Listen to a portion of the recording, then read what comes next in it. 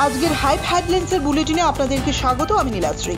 আজকের সংবাদ শিরোনাম। বিধায়ক দীপান চক্রবর্তী কোকরাঝাড় থেকে হাইপ হেডলাইন্সকে জানিয়েছেন যে আসাম সরকারের মন্ত্রিসভা ক্যাপিটাল পয়েন্ট থেকে রাঙ্গিরখাড়ি পর্যন্ত এলিভেটেড করিডোরের জন্য ৩৯৯.৩ কোটি টাকা মঞ্জুর করেছে।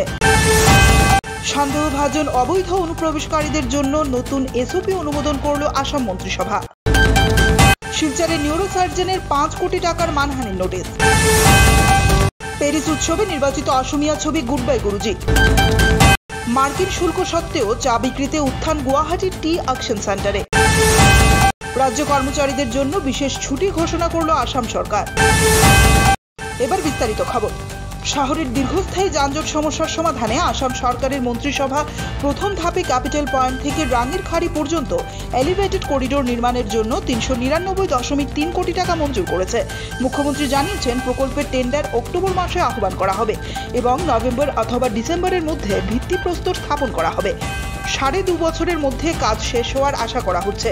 এটি বরাক ভ্যালির জন্য একটি বড়সড় নগর উন্নয়ন প্রকল্প এবং শহরের সবচেয়ে ব্যস্ত এলাকায় যান চলাচল সহজ করবে।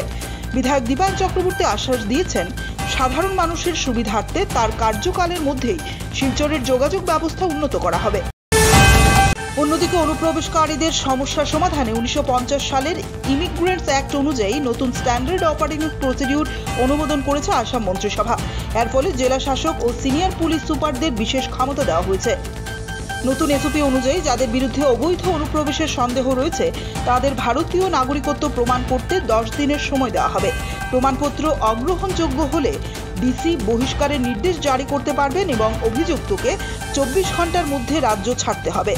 নির্দেশ অমান্য করলে আটক অথবা দেশান্তর করা হবে। মুখ্যমন্ত্রী হিমন্ত বিশ্ব শর্মা জানিয়েছেন সুপ্রিম কোর্ট এই পদক্ষেপের সম্মতি দিয়েছে এবং ইতিমধ্যেই 30,000-এরও বেশি অনুপ্রবেশকারীকে বহিষ্কার করা হয়েছে। শিলচরে এক নিউরোসার্জন ডক্টর সমবুদ্ধ ধর 5 কোটি টাকার মানহানির নোটিশ পাঠিয়েছেন দিনমজুর নেবু রায়কে। অভিযোগ, রায় ফেসবুকে তাকে দালাল বলে কটূক্তি করেছেন। নামশূদ্র পরিষদ নেবু রায়ের পাশে দাঁড়িয়েছে, দাবি করছে তিনি হয়রানির শিকার। অন্যদিকে ডক্টর ধর জানিয়েছেন যথাযথ ক্ষমা চাইলে তিনি মামলা প্রত্যাহার করতে প্রস্তুত। অসমিয়া ছবি গুড বাই গুরুজি এবার সরকারিভাবে নির্বাচিত হয়েছে প্যারিসের ফেস্টিভ্যাল গাঙ্গে সুর সিনে। পরিচালক অরুণজিৎ ধর এই ছবিতে দেখিয়েছেন এক অপ্রচলিত শিক্ষকের গল্প, যিনি গ্রামীণ ছাত্রছাত্রীদের অনুপ্রাণিত করতে অভিনব পদ্ধতি ব্যবহার করেন। ছবিতে অন্তর্ভুক্ত হয়েছে অসমের ঐতিহ্যবাহী ভাওনা নাট্যশৈলীর উপাদান। অক্টোবরে প্যারিসে ছবির বিশ্ব প্রিমিয়ার অনুষ্ঠিত হবে। গুয়াহাটির টি অকশন সেন্টার এপ্রিল-আগস্ট সময়কালে 76.94 মিলিয়ন কেজি চা বিক্রি করেছে। মার্কিন যুক্তরাষ্ট্র 50% শুল্ক আরোপ করলেও বিক্রিতে উল্লেখযোগ্য বৃদ্ধি দেখা গিয়েছে। এটি ভারতীয় চা শিল্পের শক্তিশালী বাজার ক্ষমতা ও স্থিতিশীলতার ইঙ্গিত বহন করছে। এদিকে আসাম সরকার ঘোষণা করেছে রাজ্য সরকারি কর্মচারীদের জন্য বিশেষ ছুটি। মাতৃপিতৃ বন্দনা প্রকল্পের আওতায় কর্মীরা তাদের বাবা মা ও শ্বশুর শাশুড়ির সঙ্গে সময় কাটাতে পারবেন। আগামী 14 ও 15 নভেম্বর 2025 তারিখে ছুটি নেওয়া যাবে।